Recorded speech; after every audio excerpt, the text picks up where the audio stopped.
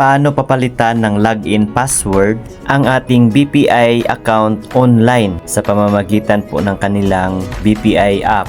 At ito na po ang aking BPI account dashboard. Ang una po nating gawin ay i-click natin itong may settings icon dito sa may taas sa may gilid.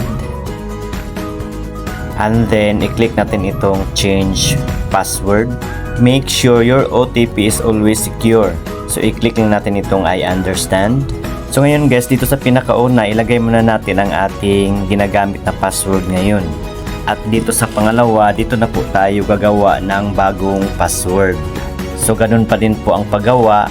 Kailangang may kahit isang capital letter, small letter, isang numero, isang special character, at 8 characters minimum ang ni-required. At dito sa pinakababa, isulat ulit natin ang nagawa nating password. And then pagkatapos niyan, i-click natin itong confirm. And then mag-send ng OTP ang BPI sa ating mobile number na naka-registered sa ating BPI account. At pagkatapos nating nilagyan ng OTP ay i-click natin itong confirm. Your one-time PIN has been verified. Success! You can now use your new password.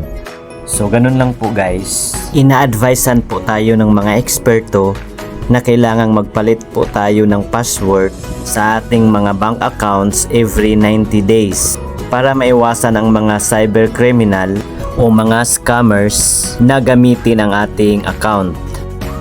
So yun lang po guys. Don't forget to like and share this video and subscribe my YouTube channel for more tutorial videos. Thank you for watching. God bless us all. Goodbye.